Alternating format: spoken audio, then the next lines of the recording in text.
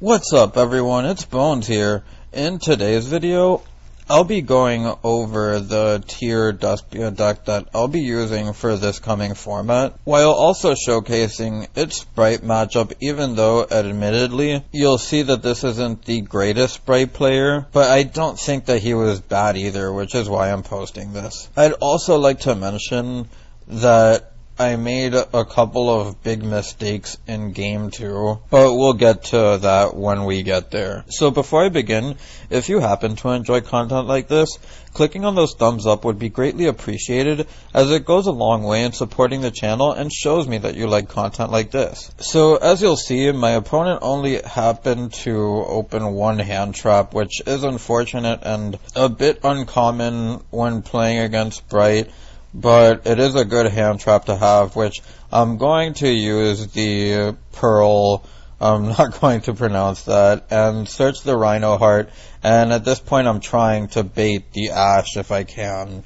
And from here I'm going to use the Branded Fusion, and now I can get the Lubellion and the Shaylin in graveyard in order to fuse away into Kikalos and the Mirror Jade. And I already have the Branded in red, which is nice, so I can just use the Kikalos, which will get me a Shaylin, and then I'm going to use the Kikalos again, and special summon the Shaylin, use the Kikalos for the Mill 5, and at this point, I'm just trying to dig for a Branded in red target, so that I can play on my opponent's turn, but also because of how my hand was and how I felt I had to sequence it, I knew that I kind of had to go for the Rhino Heart to play around the Ash, which this in itself can be seen as a potential problem in the deck, but at the same time I think you have to like your odds of milling 5, and you still have the Mirror Jade banish. So I'm going to mill 5, and I get Hoffinus, the Ad-lib, and I even have Aluber in graveyard, so I can get the Hoffinus effect to fusion away into Dragos Despia, which is huge in this matchup. And I also have the Ad-lib in graveyard now for the Branded in red. So my opponent is going to use the starter, and he's going to special summon the blue. Then the blue can get its effect. He's going to get hit by the Dragos Despia here, which he probably should have used the starter in draw phase to play around the Droll, but at the same time, Droll may not be too big this format, as Spright can kind of just combo off through it anyways, and tiers are a mill deck. But we'll see that the Spright blue is going to become level 1 now, and my opponent is then going to use the Prosperity to banish 6, and he's going to reveal he has the Crow, but he's going to add the E-Telly, and from here, I know that what I'm going to do may look strange here, but I'm going to banish the Gamma that he summons, and the reason I do this is because I didn't want him to special summon red, because that would give him a potential way to play around what I had. So I'm going to use the Mirror Jade here to banish the Gamma, and then he's going to use the Swap Frog, and at this point here I'm going to use the Branded in red, get back the Ad-lib, go into Guardian Chimera here, which is the other reason I have Shaylin on board, and then I'm going to get back the Mirror Jade with the Ad-lib, get a draw, and 2 pops in which my opponent is going to special back the Ronin, and I knew to use the Mirror Jade here because my opponent would have needed specifically red and another name that he could special summon, but with Ronin banished, I didn't see that happening. So on to game 2, and you're going to see that my opponent's going to open a lot better. He's going first, and I only have DD Crow. And how I'm going to use my DD Crow, you'll see that I'm not going to hit the Ronin, and it's because I wanted to kind of see how his turn was going to play out, see how much he had in his hand, and when I saw the blue plus the swap, I knew that he had too much for one crow to be too impactful, so my goal became to weaken his end board. And my opponent is going to special summon the red and the jet. He's going to get the jet search, get the starter, and now he's going to link them off into Spright Elf. Now I'm going to use the DD Crow on the target here specifically because I want him to use the red to tribute the elf. I knew that if I wanted to win this game, I couldn't have a recurable toad. So my opponent is going to use the Swap Frog here, and he's going to revive the Ronin and then go into Toad. And now he's going to use the starter, special summon the carrot, and now he has the carrot, the red, the toad, imperm, ash, and crow. And my opponent is going to end on that. So I'm going to top deck mine, which is amazing, but there is a lot of work to do. My opponent is going to use the toad, and I'm going to chain the Hoffinus here. You'll see that I didn't use the Hoffinus during his turn, and it's because I didn't want to reveal it. I wanted to be able to bait negations, knowing that one crow wouldn't be able to stop swap plus blue. So my opponent is going to ash the Hoff, and he's going to get the special summon of the Dupe Frog, in which then I'm going to use the Shaylin here, and that's going to resolve as I send the Tragedy, and now I get Tragedy and the hit of the Rhino Heart, which was pretty sacky, I'll admit. And then my opponent is going to Crow that, in which I can get the search off of Tragedy, and now normal summon the Aluber. At this point I'm trying to just play through his negations, and I want the toad off board, so I'm going to go into Redoer, attack the dupe. At this point I'm just trying to play as much through his board as possible, and now I'm going to use the Redoer effect, and that's going to get hit by the imperm, in which forcing me to just pass. So something crazy is going to happen here in standby phase, which my opponent doesn't use the starter again, but I'm going to hit a trap off of the Redoer, and that's going to change the dynamic of how I play this, because now I feel like I can force out enough of his board to survive with just the Redoer. But another thing that I had to do was I had to bait his negations, not just with Hoffinus, but with the Redoer. And I did this specifically because I wanted no monsters on board. Now he's going to get rid of the Redoer here, and he's going to special back the Ronin here, and then he's going to link into the Elf. And at this point, I have no monsters on board, which means that the Elf can't special summon back the Toad, which is a huge way into getting me back into this game.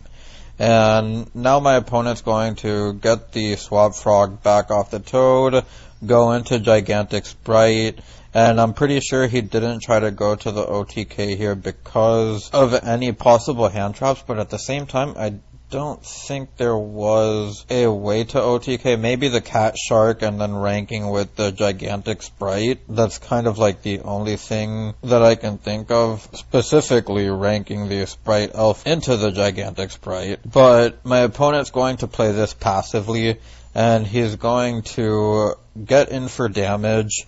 And at this point, you're going to see where I'm going to make a couple of misplays back to back.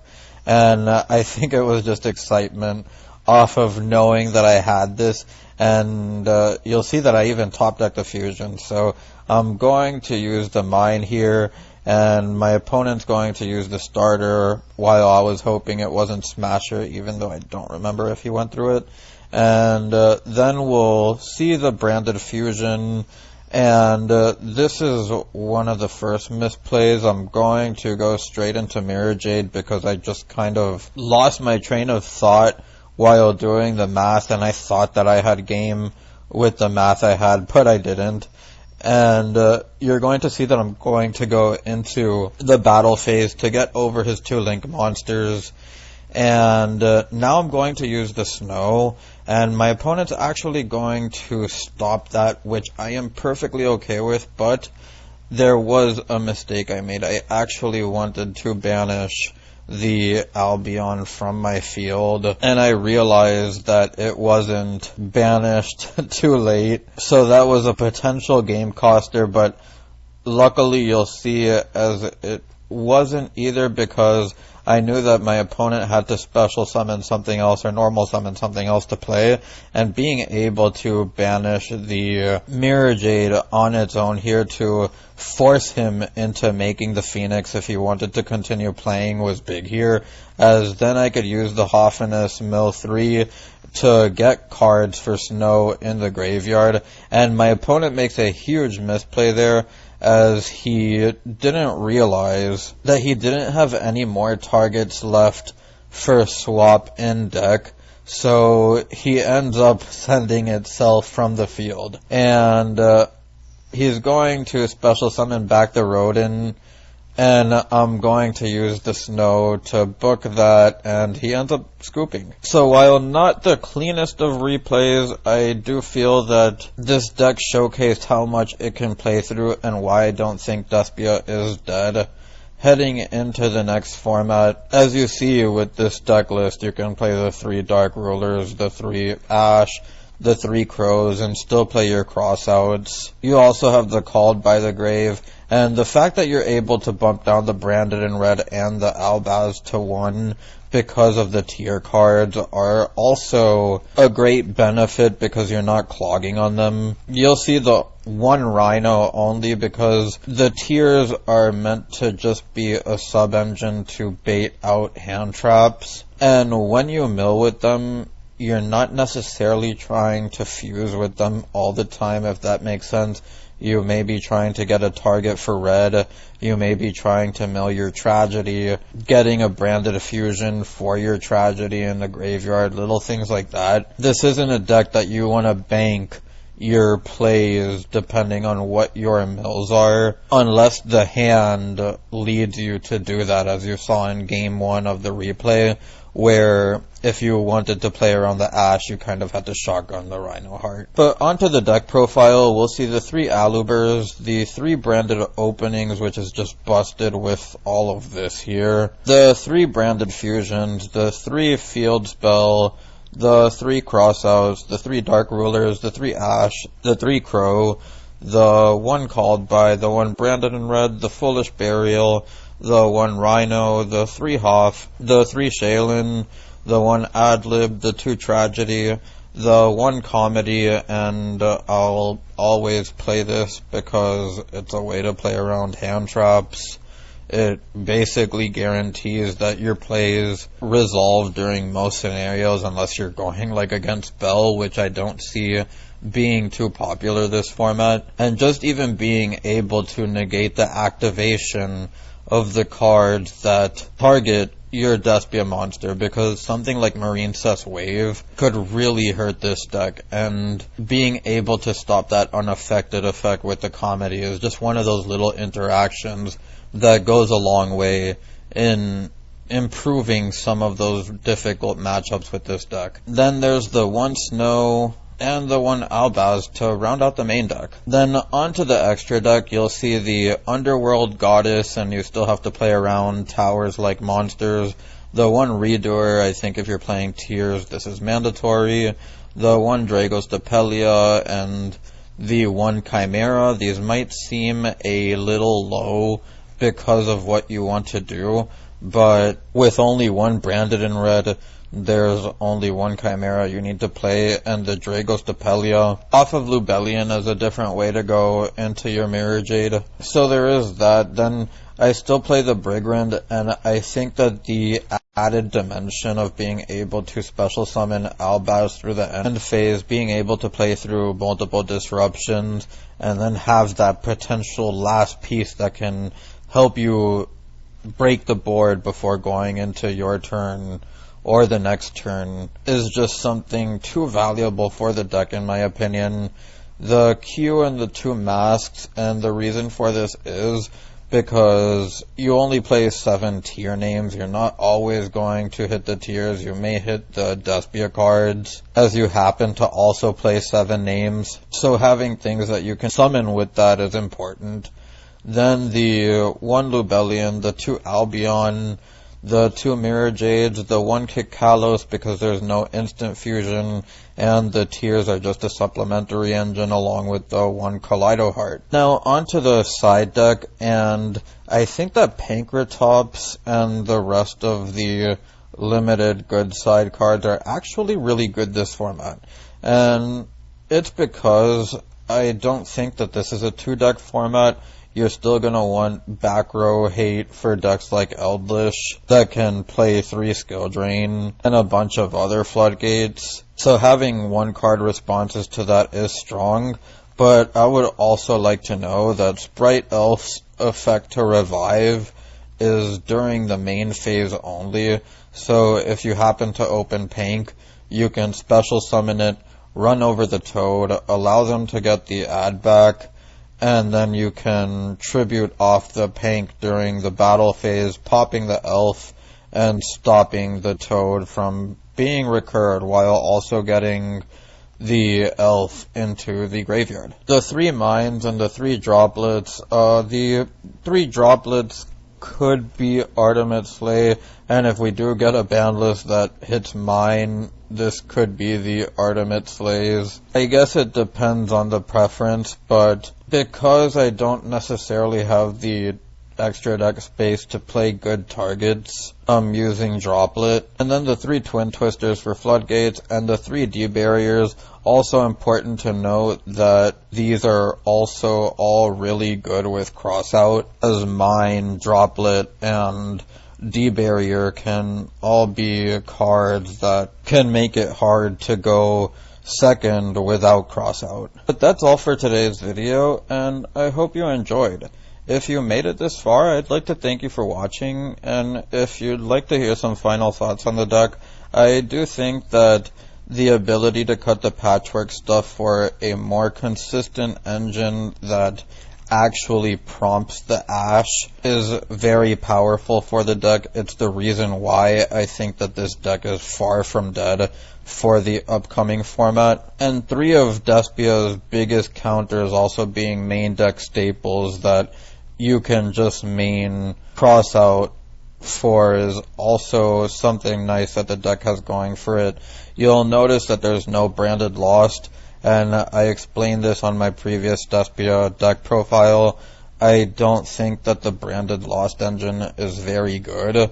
It takes too much space, adds bricks to the deck, and it just feels like a win more card when cross out and called by can give you the same results while also allowing you the space to run all the other stuff that you need to for going second. But that's pretty much all I have to say, and if you have any suggestions, feel free to leave them down below. If you have any thoughts on how to improve the deck, I would love to hear them, and having them in the comment section is nice to get other people to learn too. But anyways, it's Bones, signing out.